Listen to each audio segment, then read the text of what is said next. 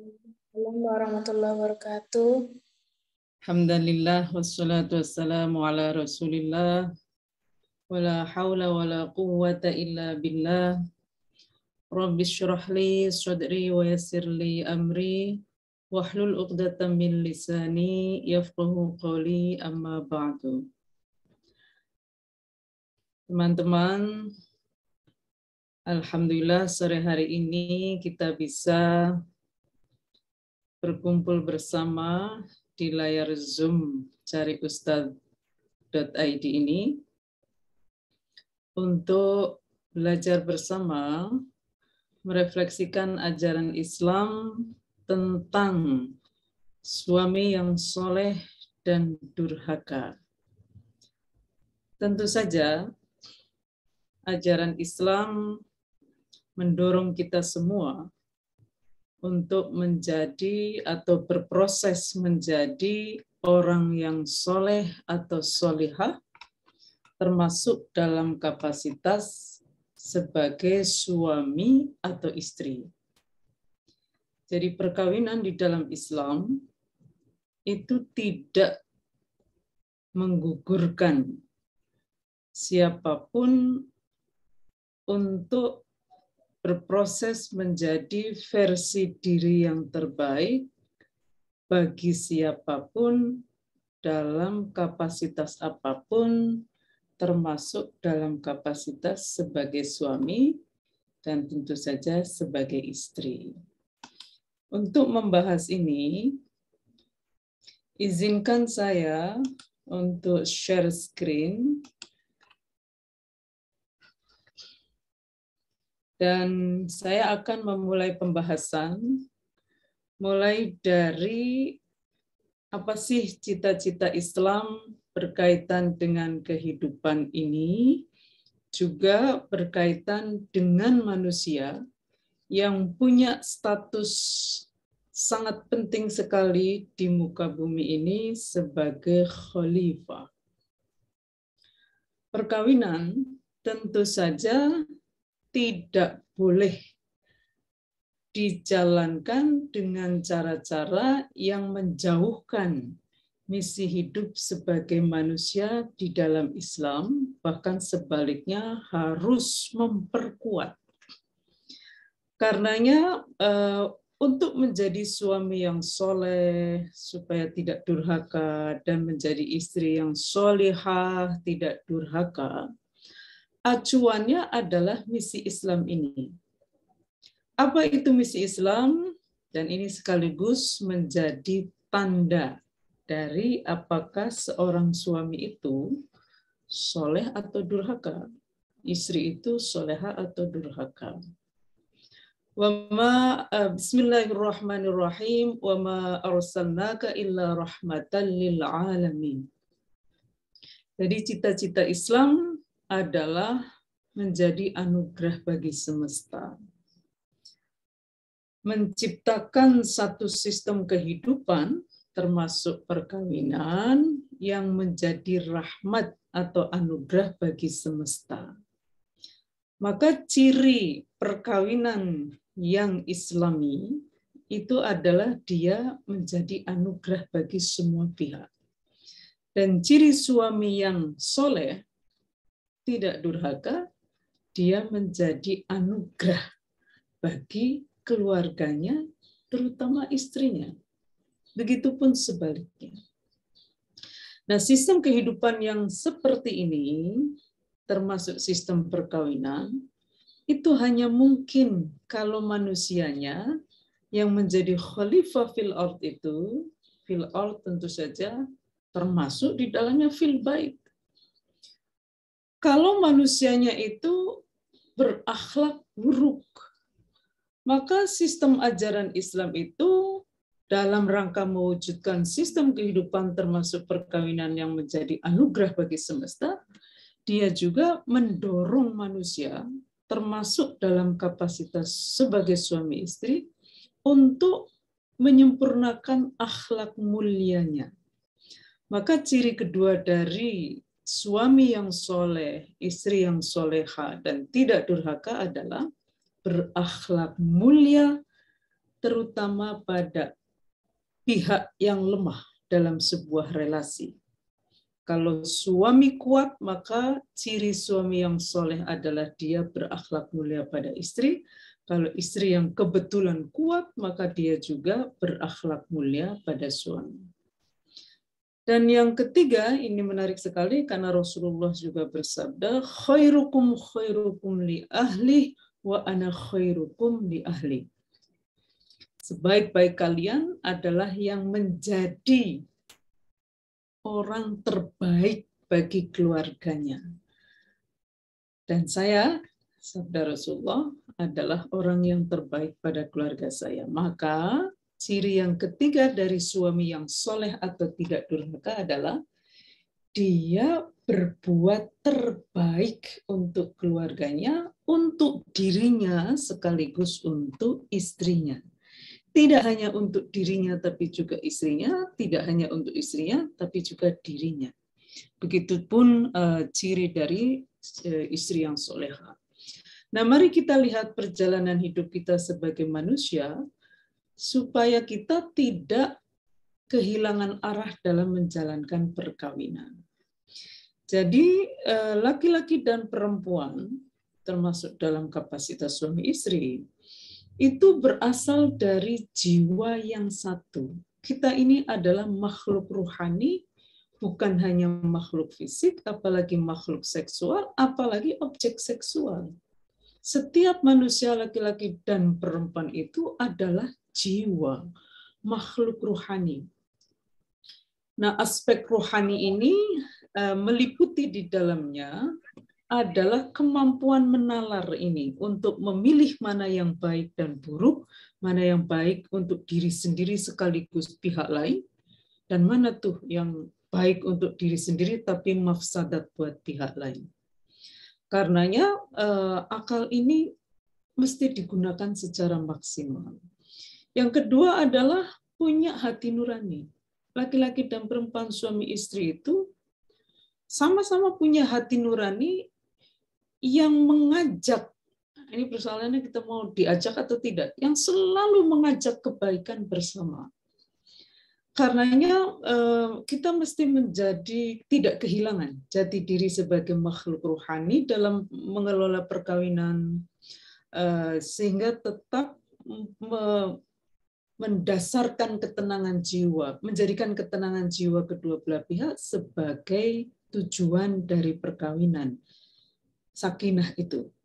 Nah, jiwa yang tenang itu hanya ketika dia bersemayam dalam tubuh yang digerakkan untuk kebaikan bersama, kebaikan diri sendiri sekaligus pihak lain. Nah, kita tentu saja akan berakhir hidup kita di liang kubur dan kita ingin kembali kepada Allah sebagai jiwa yang tenang, atau an-nafsul mutmainnah, yaitu jiwa yang menjalankan misi sebagai khalifah fil ardh untuk mewujudkan kemaslahatan seluas-luasnya di muka bumi, termasuk di dalam rumah, dengan baik. Maka mari kita lihat bahwa cita-cita Islam terhadap kemanusiaan, termasuk laki-laki dan perempuan di dalam perkawinan, ini juga nanti akan menjadi ciri dari suami yang soleh atau istri yang soleha. Laki-laki dan perempuan di dalam Islam itu punya status melekat sebagai hanya hamba Allah. Tidak boleh menghamba kepada selain Allah dan tidak boleh juga menghamba kepada Allah sambil menghamba apapun dan siapapun selain Allah. Maka perkawinan yang Islami, suami yang soleh, istri yang solihah itu adalah tidak akan membangun relasi penghambaan satu sama lain. Tidak memperlakukan pasangannya seperti hamba yang harus taat mutlak pada dirinya. Karena apa? Di dalam Islam taat mutlak itu hanya kepada Allah. la ta'ata li makhluqin fi ma'siyatil khaliq, innamat ta'atu fil ma'rufi. Tidak ada ketaatan kepada sesama makhluk dalam maksiat kepada Allah. Tentu saja maksiat ini meliputi semua bentuk kezaliman. Innamat ta'atu fil ma'rufi, sesungguhnya ketaatan kepada sesama makhluk itu hanya dalam kebaikan bersama. Jadi perkawinan tidak boleh melunturkan atau dijalankan dengan mengabaikan status melekat masing-masing pihak, baik sebagai suami maupun sebagai istri, yaitu dua-duanya hanya hamba Allah, hanya tunduk mutlak kepada Allah dengan tunduk pada kebaikan bersama. Mengapa tunduk mutlak pada Allah itu artinya adalah tunduk mutlak pada kebaikan bersama? Karena Allah itu qiyamuhu binafsihi. Tidak mendapat, Allah berkuasa secara mandiri, tidak dapat manfaat apapun dari ketaatan mutlak kita hanya kepada Allah. Di samping itu, laki-laki dan perempuan termasuk dalam kapasitas suami istri itu punya amanah melekat di dalam dirinya sebagai khalifah fil ardh, yang tugasnya adalah mewujudkan kemaslahatan seluas-luasnya di muka bumi sekaligus menikmatinya, dan sama-sama punya kewajiban mencegah kemungkaran dimanapun berada di muka bumi dan sekaligus dilindungi darinya. Maka ini perbedaan mendasar dari cara pandang atas kemaslahatan di bumi, bahwa di dalam Islam kemaslahatan itu adalah kewajiban bersama, termasuk di dalam rumah tangga. Kemaslahatan dalam sumur, kasur, dapur, itu adalah kewajiban bersama antara suami istri untuk mewujudkannya sekaligus menikmatinya. Nah, mari kita melihat bahwa proses berislam dengan demikian adalah terus-menerus membuktikan komitmen tauhid benar-benar hanya menghamba kepada Allah dengan mewujudkan kemaslahatan di muka bumi. Terus-menerus membuktikan ini. Inilah yang disebut dengan takwa. Inna akramakum indallahi atqakum, itu artinya adalah orang yang paling mulia itu adalah yang paling bertakwa. Paling bertakwa itu artinya adalah siapapun yang komitmen tauhidnya itu melahirkan kemaslahatan seluas-luasnya kepada sesama hamba Allah, termasuk kepada suami atau istrinya. Atau iman kepada Allah yang melahirkan perilaku baik atau amal soleh, termasuk kepada suami atau istrinya. Karenanya kalau yang paling mulia itu adalah bertakwa, menarik sekali untuk merefleksikan bahwa takwa itu ternyata terhubung erat dengan perilaku sebagai suami istri. Fattaqullaha fin nisa'i, sabda Rasulullah, bertakwalah kalian dalam memperlakukan istri, fa innakum akhadtumuhunna bi amanatillah wastakhlaltum furujahunna bi kalimatillah, karena kalian semua meminang mereka dengan amanah Allah dan menghalalkan vagina mereka dengan kalimat Allah. Artinya salah satu ciri dari suami yang bertakwa itu adalah dia memperlakukan istrinya dengan baik gitu. Termasuk diranjang wastahlaltum furujahunna, itu artinya hubungan seksual itu. Jadi cara suami memperlakukan istrinya secara bermartabat atau tidak, itu termasuk diranjang tadi, itu menentukan kualitas ketakwaannya kepada Allah. Tentu saja begitupun dengan istri. Jadi berislam itu adalah proses terus-menerus membuktikan komitmen tauhid kepada Allah dengan perilaku yang baik kepada sesama hamba Allah, dan dalam perkawinan itu artinya adalah suami istri mu'asyarah bil ma'ruf, atau saling bergaul secara bermartabat sebagai makhluk yang berakal budi.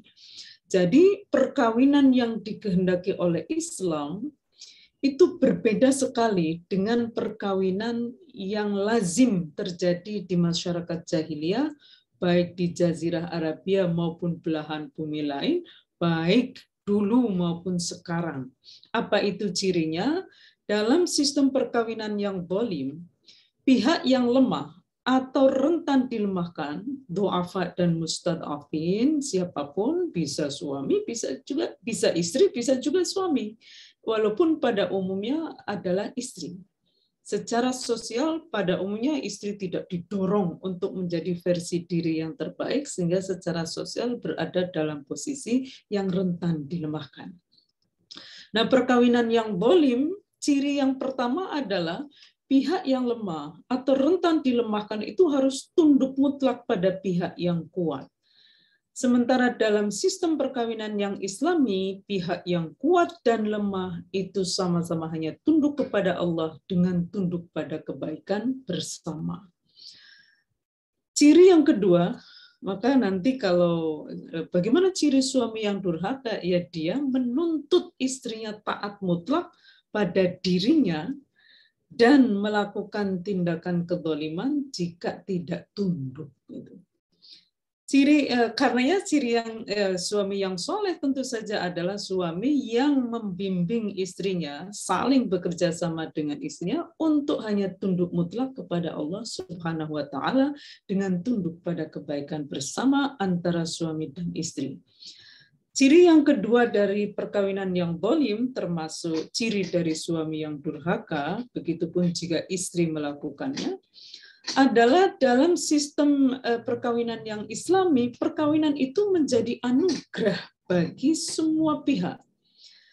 Ini bedanya dengan perkawinan yang dolim atau jahiliyah, karena dalam perkawinan yang dolim, anugerah itu hanya bagi pihak yang kuat. Sementara bagi pihak yang lemah atau rentan dilemahkan, sistem yang dolim, perkawinan yang dolim itu menjadi musibah karena isinya kedoliman pada mereka. Karenanya ciri perkawinan yang Islami, ciri suami yang soleh adalah kerjasama dengan istri untuk memastikan perkawinan itu menjadi anugerah bagi keduanya gitu. Jadi ini ciri dari perkawinan yang Islami. Semua pihak di dalam perkawinan, suami dan istri bekerja sama agar perkawinan itu menjadi anugerah bersama. Nah, yang ketiga, ciri dari perkawinan yang dolim juga menjadi ciri dari suami yang durhaka, istri yang durhaka itu adalah dalam perkawinan yang Islami dulu dituntut untuk berakhlak mulia semuanya, baik pihak yang lemah pada pihak yang kuat dan terutama akhlak mulia pihak yang kuat pada pihak yang lemah. Mengapa? Karena dalam sistem yang dolim sudah ada akhlak karimah itu. Cuma baru dari pihak yang lemah pada pihak yang kuat. Sementara pihak yang kuat itu boleh sewenang-wenang kepada pihak yang lemah. Suami yang dolim, dia akan sewenang-wenang cirinya. Suami yang durhaka, ya dia akan sewenang-wenang. Sementara istrinya harus berakhlak mulia pada dirinya. Begitupun kalau sebaliknya. Maka suami yang soleh, perkawinan yang Islami adalah dua-duanya membangun relasi akhlak karimah, terutama siapapun yang berada dalam posisi kuat kepada pihak yang lemah. Karena sebetulnya tidak selalu suami berada dalam posisi yang kuat. Belum tentu. Karena suami bisa jatuh sakit, bisa jatuh miskin, bisa jatuh macam-macam yang membuat mereka lemah sebagai manusia. Maka siapapun yang kuat dalam sistem perkawinan yang Islami, dia berakhlak mulia pada pihak yang lemah. Maka berislam sesungguhnya adalah proses terus-menerus. Ini proses terus-menerus, termasuk berproses mengelola perkawinan agar bergerak dari dolim dengan ciri seperti tadi, bergerak untuk lebih Islami, lebih adil, lebih menjadi anugerah bagi semua pihak, lebih mencerminkan akhlak mulia semua pihak pada masing-masing. Jadi berislam itu adalah, kalau dalam konteks perkawinan, berislam adalah proses terus-menerus membuktikan iman kepada Allah sebagai satu-satunya Tuhan dengan perilaku baik kepada diri sekaligus pasangan atau suami istrinya itu, atau suami dan istrinya. Karena itu menarik sekali untuk merenungkan ya, bahwa misi atau tujuan, sebenarnya tujuan perkawinan di dalam Islam itu bukan hubungan seksual. Perkawinan itu membolehkan hubungan seksual, meskipun tetap melarang cara-cara yang melahirkan mafsadat, apalagi mudarat bagi salah satu atau dua pihak. Nah, ayat ini tentu saja sangat populer sekali ya, dan ini menjadi dasar yang penting sekali. Bismillahirrahmanirrahim. Wa min ayatihi an khalaqalakum min anfusikum azwajan litaskunu ilaiha wa ja'ala bainakum mawaddatan wa rahmah. Inna fi dzalika laayatil liqaumin yatafakkarun. Ayat ini penting untuk diwaspadai cara menjelaskannya, memaknainya. Mengapa? Paling tidak ada dua kata kunci yang dua prinsip yang harus diingat. Pertama adalah jamak mudzakkar itu di dalam bahasa Arab bisa meliputi laki-laki dan perempuan. Yang kedua, azwaja, zaujun azwaj itu artinya adalah pasangan. Dia bisa untuk laki-laki maupun perempuan. Kalau di dalam fikih kita mengenal istilah zaujun itu hanya suami, zaujah istri. Kalau di dalam Al-Quran zaujun azwaj itu bermakna pasangan, bisa suami, bisa istri. Lalu apa contoh zaujun yang diartikan istri? Contohnya adalah waya muskun anta wa zaujuka wa zaujuka.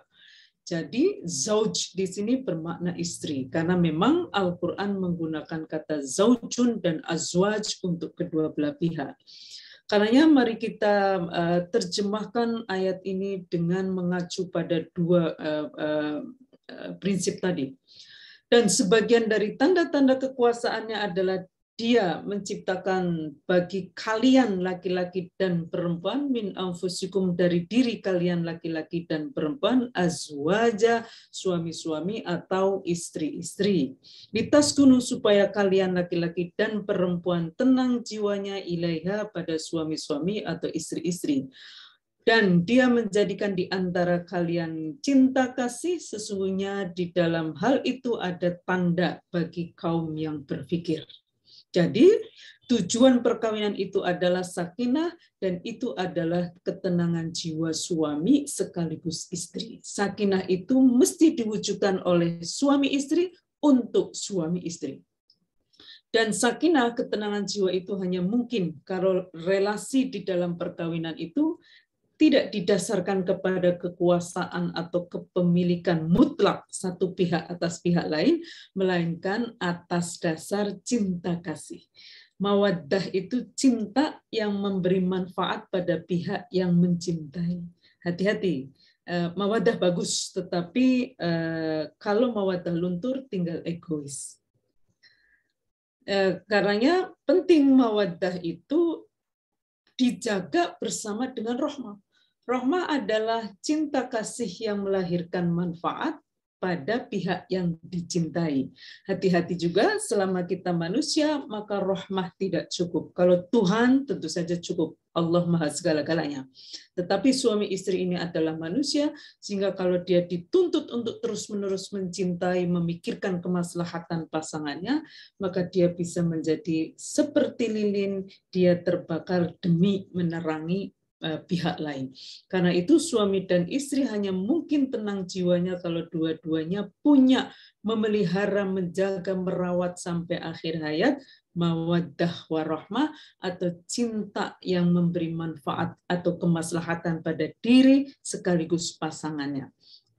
Karena itu tujuan dan landasan relasi laki-laki dan suami ini yang sering sebagai suami istri ya, yang sering disebut dengan istilah sakinah mawaddah warahmah itu memerlukan 5 fondasi moral, 5 prinsip dasar dalam perkawinan yang harus dipegang teguh ini. Karena inilah yang menjadi cita-cita dari perkawinan di dalam Islam. Pertama adalah zawaj. Suami dan istri mesti meyakini bahwa keduanya dalam perkawinan adalah berpasangan.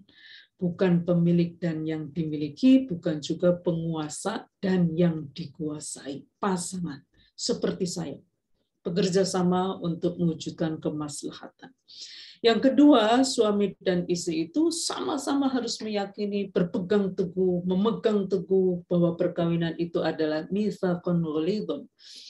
Oh ya maaf, karenanya ciri dari suami yang soleh dan tidak durhaka tentu saja dia melihat istrinya sebagai pasangan, bukan bawahan. Zawaj itu prinsip dasarnya begitu. Begitu juga mitsaqan ghalidhan itu artinya adalah memegang teguh perkawinan sebagai janji kokoh, tidak hanya janji kokoh tidak hanya antara suami dan istri, tetapi tidak juga antara suami istri dan keluarganya, masyarakat negaranya, tetapi juga antara suami dan istri dengan Allah. Ini yang paling berat. Janji kokoh antara suami dan istri dengan Allah. Artinya apa? Artinya suami yang soleh akan berpegang teguh, memegang teguh ini. Suami istri sebetulnya ya.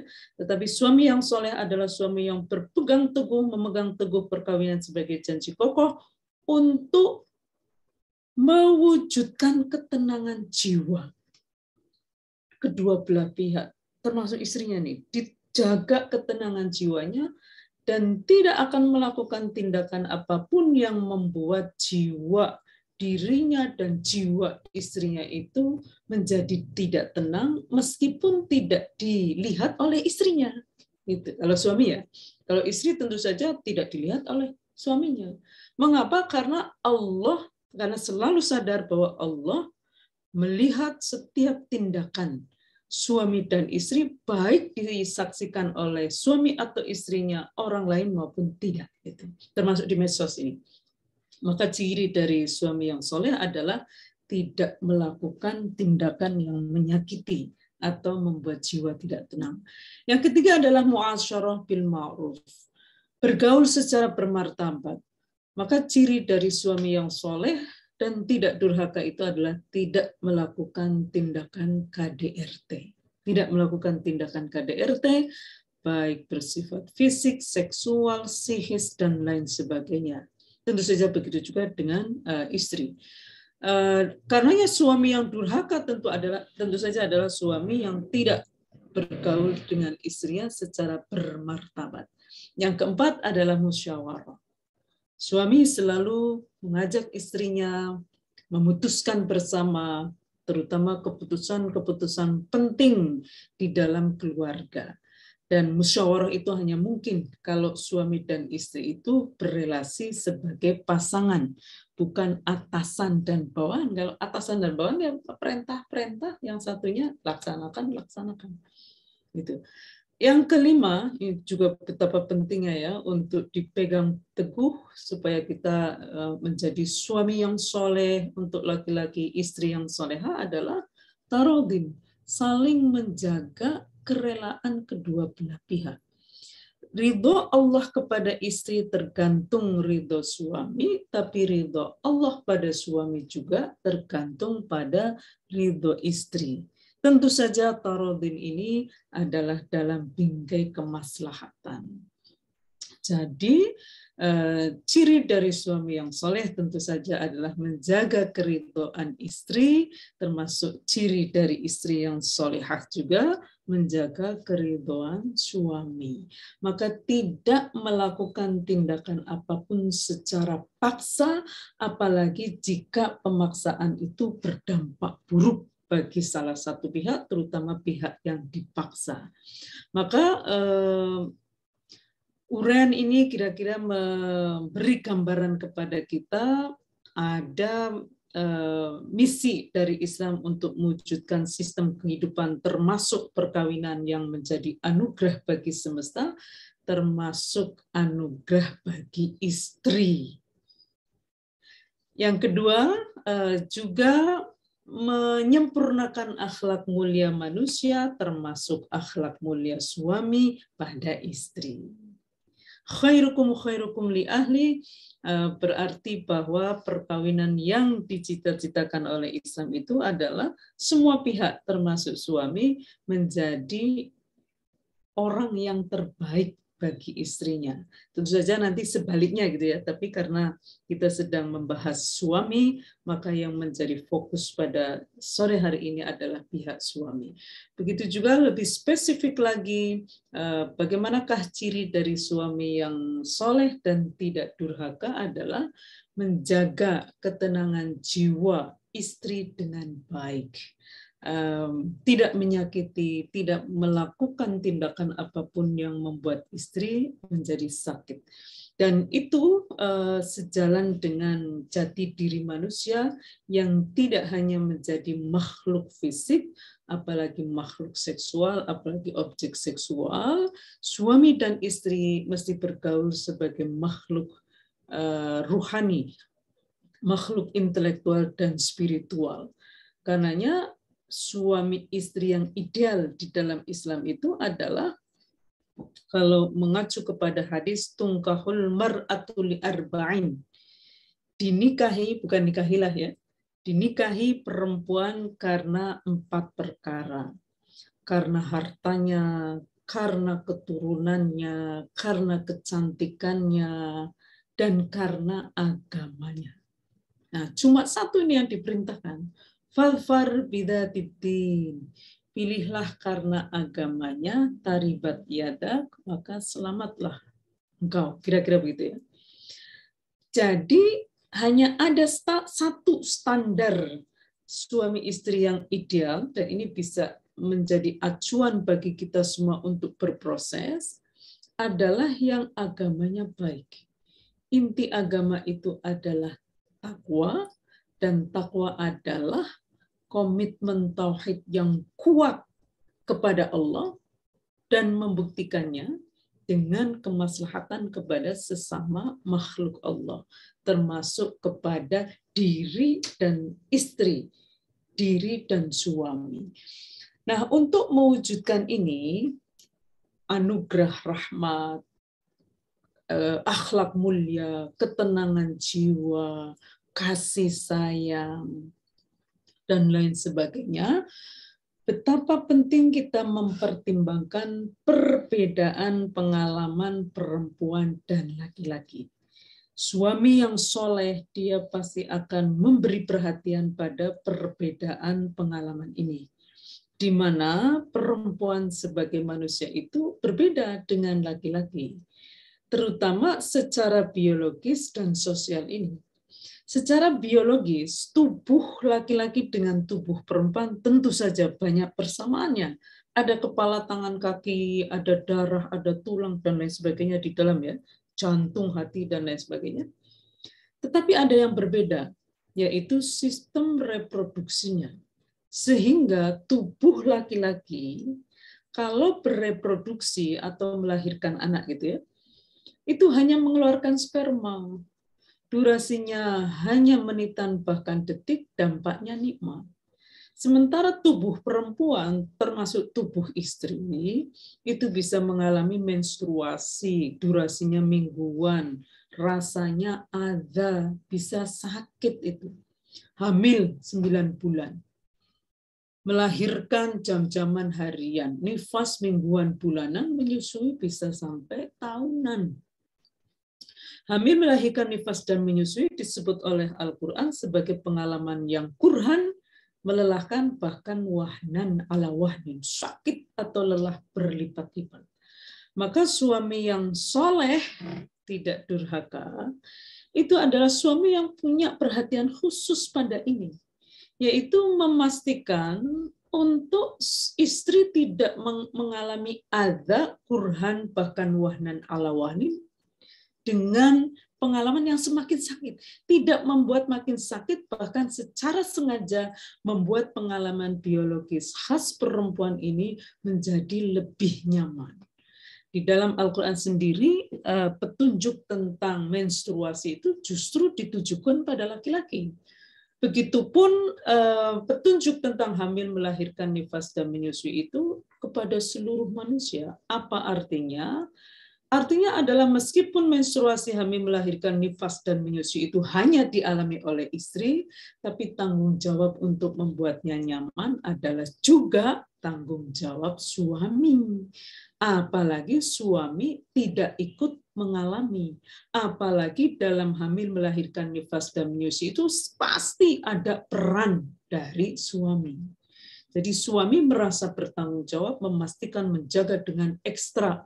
Menjadi suami siaga itu ciri dari suami yang soleh. Yang kedua, perempuan itu punya kerentanan sosial yang berbeda dengan laki-laki. Istri juga demikian. Mengapa? Karena sejarah panjang umat manusia itu sampai hari ini diwarnai dengan tindakan yang tidak manusiawi kepada perempuan, bahkan tindakan tersebut sangat berbahaya sekali dan dianggap normal. Kalau pada masa turunnya Al-Quran, bayi perempuan itu lazim dikubur hidup-hidup, perempuan dijadikan warisan, perempuan dipoligamis dengan jumlah tak terbatas tanpa syarat adil, dan seterusnya. Sampai hari ini kita masih melihat lazim normalisasi KDRT masih terjadi, kekerasan seksual di mana-mana masih terjadi, perdagangan perempuan juga masih terjadi. Maka penting bagi kita, terutama bagi suami yang soleh, adalah memastikan istrinya tidak mengalami stigmatisasi, tidak memberi cap buruk pada istri, misalnya menganggap istri sebagai sumber fitnah, sehingga semua persoalan dalam rumah tangga itu gara-gara istri ini. Tidak seperti itu. Mengapa? Karena laki-laki dan perempuan itu sama-sama diberi kecenderungan untuk berbuat buruk, fujur, sehingga menjadi sumber fitnah, dan berbuat baik sehingga menjadi sumber anugerah. Yang penting adalah bagaimana caranya suami dan istri itu bisa menjadi tim yang solid untuk menjadi anugerah dengan berbuat baik kepada diri sendiri sekaligus pasangannya. Yang kedua adalah marginalisasi. Suami yang soleh akan dengan sangat sengaja mewaspadai agar istri selalu dilibatkan dalam keputusan penting. Tidak diabaikan, termasuk kebutuhan khususnya karena menstruasi, hamil, melahirkan, nifas, dan menyusui itu dianggap penting gitu. Dianggap penting untuk dijadikan atau diatasi bersama dampak yang mungkin melelahkan atau bahkan wahnan ala wahnin. Jadi marginalisasi itu adalah memastikan istri juga mendapatkan kemaslahatan dalam perkawinan dan dilindungi dari mafsadat maupun mudorot, termasuk tindakan yang memberi keuntungan bagi laki-laki tetapi berdampak mafsadat dan mudorot bagi istri. Misalnya adalah pemaksaan hubungan seksual, KDRT, dan lain sebagainya. Yang ketiga, menjaga agar istri tidak dipandang rendah atau lebih rendah dari suami. Misalnya melihat istri sebagai alat seksual atau mesin reproduksi, sehingga rasa sakit ketika menstruasi, hamil, melahirkan, nifas, dan menyusui itu dianggap sebagai sesuatu yang tidak perlu diatasi. Kalau misalnya tidak berfungsi lalu diganti yang baru, itu adalah subordinasi. Yang keempat adalah kekerasan, memastikan istri tidak mengalami kerentanannya untuk menjadi korban kekerasan, terutama dari dirinya. Dan yang kelima adalah beban ganda. Suami yang soleh selalu bekerja sama dengan istrinya baik di dalam maupun di luar rumah. Soal pembagian kerja terus-menerus didiskusikan mana yang baik sesuai dengan perkembangan dan kondisi masing-masing. Jadi kira-kira demikianlah paparan pada sore hari ini, di mana suami yang soleh itu prinsip dasarnya adalah memanusiakan perempuan seutuhnya dengan tidak melakukan kezaliman dalam bentuk apapun, termasuk kezaliman dengan melakukan tindakan yang membuat pengalaman biologis khas istri itu makin sakit dan menyebabkan istri mengalami kezaliman apapun, tidak melakukan ini ya, termasuk kezaliman hanya karena menjadi perempuan, khususnya 5 ini, tidak mengalami stigmatisasi, marginalisasi, subordinasi, kekerasan, dan beban ganda.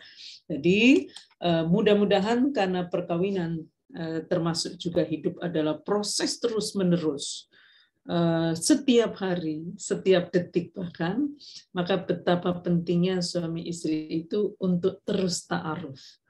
Ta'aruf, kenalan, tidak hanya ta'aruf terhadap apa yang menjadi harapan istri, apa yang menjadi harapan suami, tetapi juga ta'aruf dengan diri sendiri. Mengapa? Karena suami dan istri itu manusia, dan manusia itu kodratnya ya dia terus berkembang gitu. Maka biasakan untuk mengenali harapan diri sendiri, kemudian menegosiasikan atau musyawarah dalam bahasa tadi ya dengan pasangannya untuk menentukan apa yang terbaik bagi diri sendiri sekaligus terbaik sebagai suami istri. Kalau di dalam Al-Quran mengatakan inna akramakum wa'indallahi atqakum, sesungguhnya yang paling mulia di antara manusia itu adalah yang paling bertakwa. Takwa adalah hubungan baik dengan Allah yang melahirkan hubungan baik dengan sesama makhluknya, sesama manusia, termasuk dalam kapasitas suami istri. Maka Rasulullah memberikan clue. Apa itu atqakum? Adalah khairun nasi anfa'uhum linnas. Sebaik-baik manusia adalah yang menjadi versi diri terbaik, sehingga bisa memberi manfaat secara maksimal. Begitupun sebaik-baik suami istri tentu saja adalah mereka yang bekerja sama untuk membuktikan komitmen tauhid kepada Allah dengan bekerja sama mewujudkan kemaslahatan seluas-luasnya di muka bumi termasuk di dalam rumah. Sebaik-baik pasangan suami istri adalah mereka yang menjadi tim untuk menjadi saling support ya, menjadi versi diri yang terbaik, menjadi khairukum li ahlih gitu. Karenanya betapa pentingnya untuk terus-menerus ta'aruf sepanjang usia perkawinan, ta'aruf kepada diri sendiri dan ta'aruf dengan pasangan, menegosiasikan harapan impian baik berkaitan dengan anak, dengan kehidupan, dengan seterusnya. Juga kafa'ah itu juga dinamis. Kafa'ah sekufu itu adalah suami dan istri yang mampu tadi itu berproses, tidak melebur menjadi diri suami atau melebur menjadi diri istri karena ketaatan mutlak, tetapi melebur bukan melebur hilang jati diri ya, tetapi bagaimana berkolaborasi dengan pasangannya sehingga saling support untuk menjadi versi diri yang terbaik, dan ciri dari versi diri yang terbaik itu adalah manfaat seluas semampu masing-masing. Jadi perbandingannya itu bukan orang lain, tetapi karena setiap orang itu punya versi malas, versi rajin, versi pelit, versi dermawan, bahkan versi boros, maka gimana caranya dua-duanya bisa bekerja sama untuk menjadi versi diri yang terbaik dengan bermanfaat seluas-luasnya, termasuk dalam kapasitas sebagai suami istri atas dasar iman kepada Allah Subhanahu wa Ta'ala. Maka terakhir kali ingin saya sampaikan bahwa berislam adalah proses tak berkesudahan. Sehingga mudah-mudahan proses tak berkesudahan tadi ya, membuktikan iman kepada Allah sebagai satu-satunya Tuhan dengan perilaku baik atau amal soleh kepada sesama manusia, bahkan sesama makhluk Allah. Dan mudah-mudahan kita semua bisa kembali kepada Allah sebagai jiwa yang tenang. Mengapa? Karena selama hidup kita telah berikhtiar maksimal sesuai dengan kemampuan dan kondisi kita masing-masing untuk bisa berbuat yang terbaik. Jiwa yang tenang. Ya ayyatuhan nafsul mutmainnah. Wahai jiwa-jiwa yang tenang, ini menjadi cita-cita tertinggi kita. Irja'i ila rabbiki radiyatan mardiyah. Mudah-mudahan kita semua bisa menjadi an-nafsul mutmainnah, lalu bersama suami atau ya sebagai apapun nanti kita sebagai suami bisa berproses ya untuk mendapatkan sakinah hakiki di akhirat. Wallahul muwaffiq ila aqwamit thoriq. Assalamualaikum warahmatullahi wabarakatuh. Waalaikumsalam. Waalaikumsalam warahmatullahi wabarakatuh.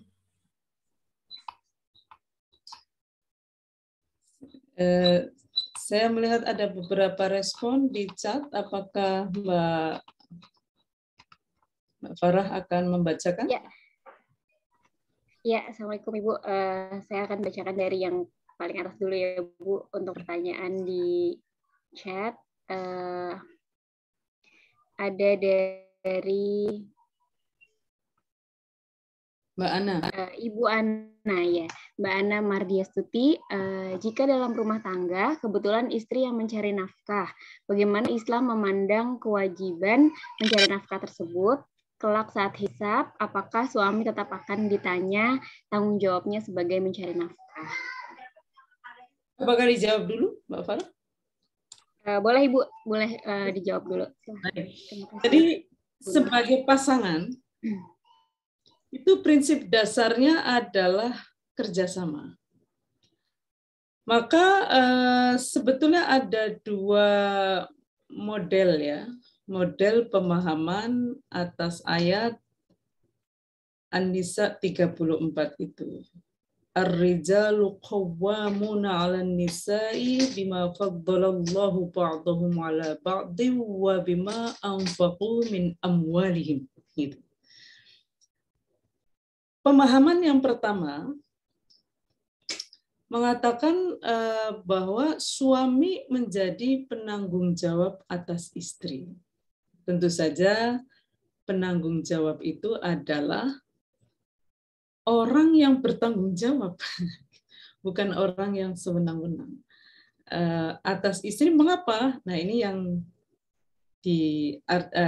berikutnya diartikan bima faddalallahu ba'dahum 'ala ba'din, itu diartikan karena Allah telah melebihkan sebagian mereka dalam kurung suami laki-laki 'ala ba'din atas istri.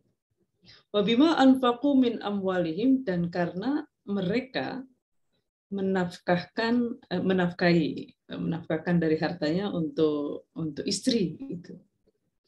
Tetapi tentu saja kalau kita melihat konteks pewahyuannya, apalagi kalau dihubungkan dengan sahabat perempuan ya, Habibah, yang mengadu karena dipukul oleh suaminya, maka kita bisa melihat bahwa ayat ini sedang memberi peringatan kepada laki-laki yang melakukan KDRT.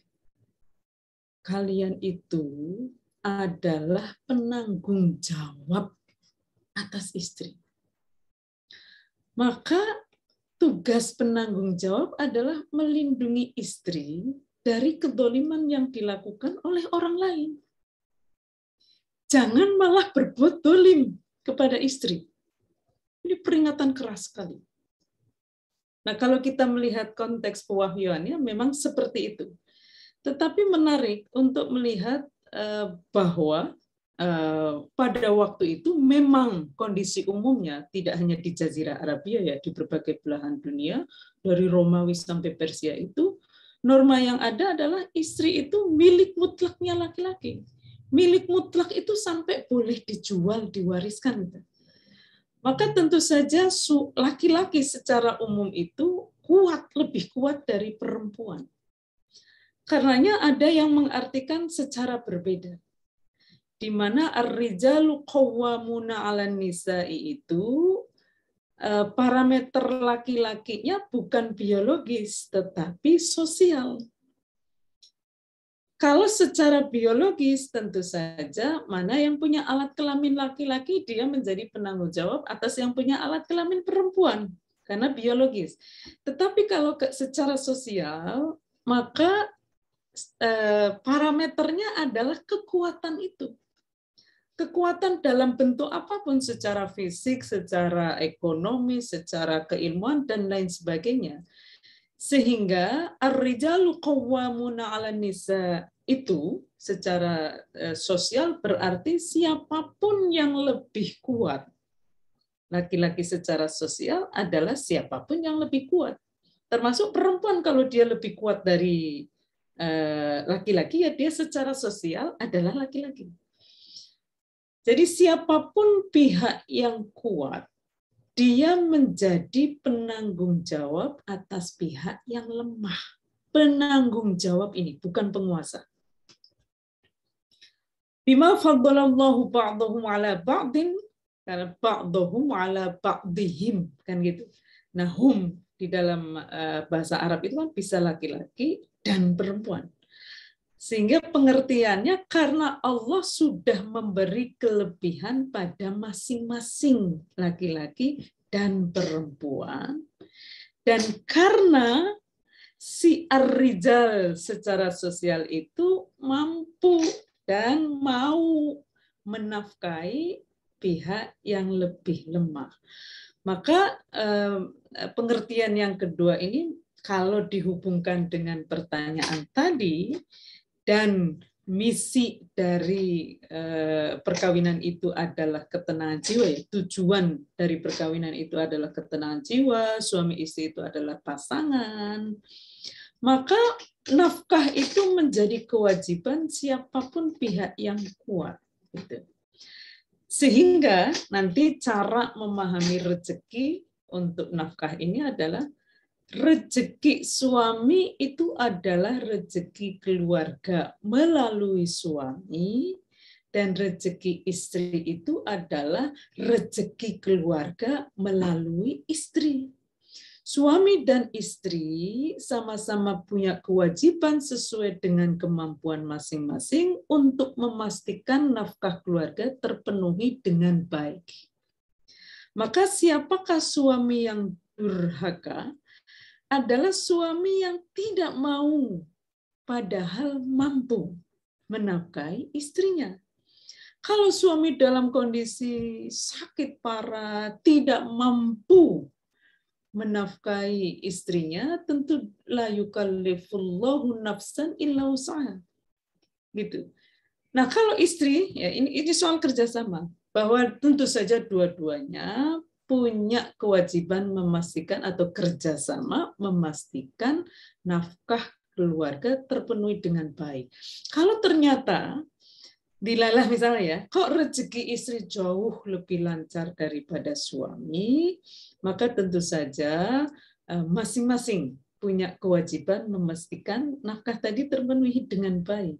Tapi ini tidak berarti bahwa lalu suami merasa tidak perlu untuk bekerja sama, misalnya mengambil peran yang lain bagi kemaslahatan keluarga. Misalnya ya, hanya istri yang bekerja, suaminya nganggur misalnya gitu.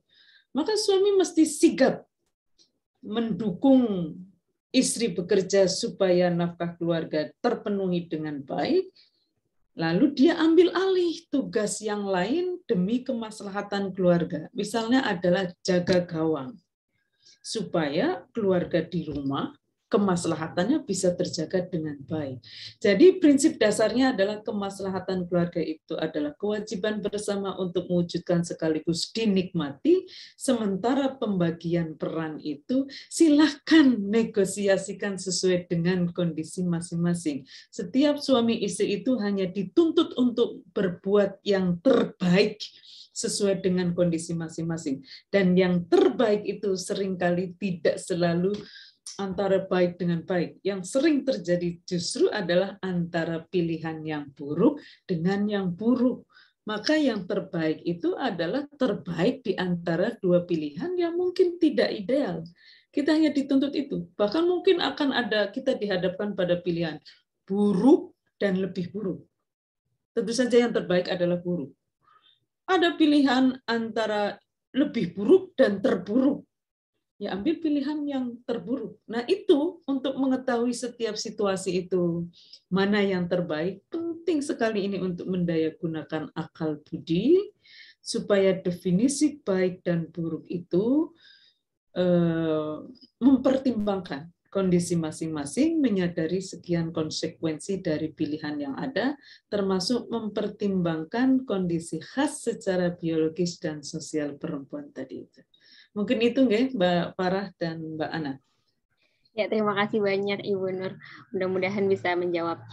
Untuk selanjutnya ada pertanyaan dari Bapak Abdul Jailani, jika dalam suatu kehidupan rumah tangga terjadi suatu pertengkaran atau kesalahpahaman di dalamnya, bagaimana Islam memandang dan cara penyelesaiannya seperti apa? Nah, inilah pentingnya mengapa orang itu mesti dewasa dulu dalam memasuki perkawinan. Karena perkawinan itu dampak kewajibannya banyak sekali. Dampak secara biologis bagi istri, panjang sekali. Hamil 9 bulan. Melahirkan, nifas, dan menyusui. Apa arti dari ingin anak 15? Itu artinya adalah suami hanya perlu mengeluarkan sperma 15 kali. Dan nikmat 15 kali. Perempuan artinya hamil 9 bulan kali 15, melahirkan kali 15, nifas kali 15, menyusui kali 15. Maka betapa pentingnya suami itu paham ya, suami dan istri sama-sama siap secara fisik dan mental untuk memasuki perkawinan karena akan terus-menerus bernegosiasi, terus-menerus diminta untuk mempertimbangkan kemaslahatan kedua belah pihak sekaligus.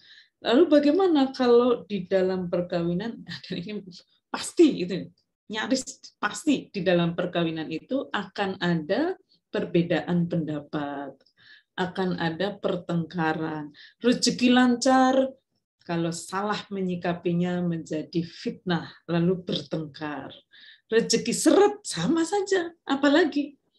Maka yang penting adalah bagaimana menyikapi perubahan terus-menerus yang terjadi pada suami dan istri secara arif.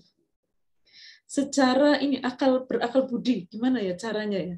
Sehingga tidak melihat istri hanya secara fisik, lalu istri kelihatan layu, kalau lagi hamil nggak menarik dan lain sebagainya, lalu kepleset. Itu kan soal cara melihat. Melihat istri hamil, kasihan, harus dibantu. Secara fisik sudah sakit, berarti dia harus ditenangkan supaya tidak makin sakit. Gitu. Nah, bagaimana kalau terjadi perbedaan? Ada 3 langkah kalau saya pahami dari Islam itu. Pertama adalah musyawarahkan sendiri berdua. Jadi di dalam perkawinan, peran utama itu adalah suami dan istri. Keluarga besar, masyarakat, apalagi netizen, itu hanya figuran dalam perkawinan pasangan suami istri. Yang menjadi utama ini, tokoh utama dari perkawinan dan penanggung jawab penuh dari perkawinan itu suami istri. Maka kalau terjadi perbedaan pendapat, apalagi pertengkaran, yang harus diikhtiarkan itu adalah dua-duanya memahami persoalannya apa yang dipertengkarkan itu. Paham akar persoalannya, karena tidak selalu orang bertengkar itu akarnya adalah apa yang dia ucapkan. Kayak orang tidak selalu kan, maka memang menjadi penting bagaimana kita itu menyadari bahwa suami atau istri ini bukan ahli kebatinan. Mestinya kan tahu sendiri kan, kita kadang-kadang begitu ya. Mestinya ngerti sendiri dong. Istri marah-marah itu bukan bisa jadi bukan karena sesuatu yang kita sangka. Hanya perlu pelukan, mungkin perlu dielus-elus atau diberi kasih sayang, perhatian, bisa jadi begitu. Bukan soal yang lain gitu. Jadi pahami apa persoalannya, kemudian diskusikan bagaimana jalan keluarnya dua pihak ini. Bagaimana kalau suami dan istri tidak mampu menyelesaikan sendiri persoalan yang ada? Kalau sudah mentok ya, diikhtiarkan berkali-kali, balik lagi. Tapi ikhtiar tadi itu mesti berkomunikasi, musyawarah, ini pilar musyawarah betapa pentingnya. Jadi tidak diselesaikan dengan KDRT. Bagaimana kalau terus terjadi, apalagi kalau sampai membahayakan ya, melakukan KDRT? Maka yang kedua adalah memanggil hakam. Hakam min ahlihi wa hakam min ahliha. Perwakilan Perwakilan itu tidak harus orang tua. Kalau orang tua dirasa misalnya khawatir nanti kalau orang tua tahu saya dikebukin oleh suami, maka orang tua saya yang sedang sakit makin parah, maka khawatir. Maka cari mungkin teman, mungkin atasan, mungkin siapapun, hakam. Karenanya menceritakan persoalan di dalam keluarga, kalau itu sudah tidak mampu diatasi sendiri, itu boleh dalam kerangka tertentu, apalagi kalau sudah masuk wilayah pidana. Boleh menceritakan itu, bukan aib. Kalau menceritakan misalnya kebiasaan buruk suami atau istri yang bahkan menjadi aib kita sendiri, ya jangan ceritakan aib-aib yang begitu. Tetapi kalau aib, melakukan KDRT itu aib. Tetapi ini aib bisa masuk dalam kategori aib yang harus diceritakan supaya bisa dihentikan gitu. Jadi ada aib yang tidak boleh diceritakan, ada aib yang harus diceritakan. Kalau dengan menceritakan KDRT itu dia baru dapat pertolongan kepada hakam misalnya tadi itu. Bagaimana kalau hakam itu mentok? Baru kepada hakim atau pengadilan, otoritas perkawinan yang dia punya otoritas struktural itu. Kalau di kita ya pengadilan agama. Nah, kalau sudah di pengadilan agama, maka akan diproses secara hukum. Sehingga kemudian dinilai oleh hakim apakah alasan untuk cerai itu kuat atau tidak. Cerai memang sesuatu yang halal tapi dibenci oleh Allah. Dia dibenci tapi halal. Apa artinya? Artinya adalah kita semua bertanggung jawab untuk menciptakan sistem perkawinan yang tidak menyebabkan cerai. Mulai dari hulu, nikahnya jangan usia anak, nikahnya jangan dipaksa. Karena gimana kalau dipaksa ya kemudian akan menjadi penderitaan, dan nikah hanya bernilai ibadah kalau menjadi ladang kemaslahatan. Kalau nikah menjadi ladang kedzaliman, setiap detik nikah, tapi setiap detik membuat pihak lain menderita, sakit hati, sampai kurus kering, menangis tanpa henti. Maka itu bukan perkawinan yang bernilai ibadah. Karena ibadah itu tandanya adalah fadkhuli fi ibadi tadi itu an-nafsul mutmainnah, tanda dari ibadah, golongan dari hamba hanya menghamba pada Allah, itu adalah melahirkan kemaslahatan kepada sesama makhluk Allah, apalagi kepada istrinya. Maka perceraian memang dibolehkan, dan istri yang minta cerai kepada suami, nah ini yang kadang dilupakan, tanpa udzur dia tidak akan mencium bau surga. Kalau ada udzur ya jelas diperbolehkan. Walaupun itu jangan mudah gitu. Nah, jangan juga dipersulit ketika situasinya sudah berada, kedzalimannya tidak bisa dicegah. Jangan menceraikan istri dipermudah, menceraikan istri tanpa alasan kuat mudah, sementara istri gugat cerai dengan alasan yang sangat kuat dipersulit. Dua-duanya mesti dari ujung ya, dari persiapan, kemudian bagaimana membangun tradisi selama perkawinan itu memberi maslahat bagi kedua belah pihak. Karenanya kalau saja, ini mesti difahami juga nih, kalau saja meminta cerai tanpa udzur itu tidak mencium bau surga, maka melakukan tindakan yang membuat pasangan didolimi, lalu tidak betah dalam perkawinan, lalu ingin cerai, apalagi ini gitu loh, minta cerai tanpa udzur aja tidak akan cium bau surga, apalagi melakukan kedzaliman yang menyebabkan perceraian itu terjadi, ya tambah nggak dapat apa-apa dari surga, ya tidak baunya, ya tidak apapun. Maka prinsip dasarnya sekali lagi adalah bagaimana caranya perkawinan itu bisa dikelola bersama untuk bisa memastikan dia memberi manfaat bagi kedua belah pihak. Kalau terus-menerus perkawinan itu memberi manfaat bagi salah satu pihak, tapi bagi pihak yang lain musibah. Satu pihak anugerah, satu pihak musibah. Nah, itu perkawinan yang dolim, dan ya itu bukan perkawinan yang dikehendaki oleh Islam. Mungkin itu Mbak Farah. Ya, baik Ibu Nur. Terima kasih banyak. Ini masih ada beberapa pertanyaan lagi. Apakah masih akan dibacakan lagi, Ibu? Sudah 16.35 ya, Mbak Farah? Iya, oke. Jadi mungkin sudah cukup dulu ya, Ibu Nur, untuk pertanyaannya. Mungkin nanti insya Allah ada selanjutnya lagi bisa ditanyakan kembali di kajian selanjutnya ya, Ibu Nur, mudah-mudahan. Terima kasih banyak untuk menutup kajian kita sore ini dari Ibu Nur, bisa memimpin doa bersama-sama. Baik, teman-teman semua, alhamdulillah pengajian kita sudah sampai ke ujung. Marilah kita bersama-sama membaca surah wal asri. Suratul asri. Bismillahirrahmanirrahim. Wal asri innal insana lafi khusr illa alladziina aamanu. Allahumma shalli ala sayyidina Muhammad wa ala ali sayyidina Muhammad. Rabbana ighfir lana dzunubana wa lihamhuma kama Rabbana hab lana min azwajina wa dhurriyyatina qurrata a'yun waj'alna lil muttaqina imama. Rabbana la tuzigh qulubana ba'da idh hadaytana wa hab lana min ladunka rahmatan. Rabbana atina fid dunya hasanah wa fil akhirati hasanah wa qina adzabannar. Subhana rabbika rabbil izzati amma yasifun wa salamun ala mursalin walhamdulillahi rabbil alamin. Al-Fatihah. Alhamdulillah. Ya kana na'budu wa iyyaka nasta'in.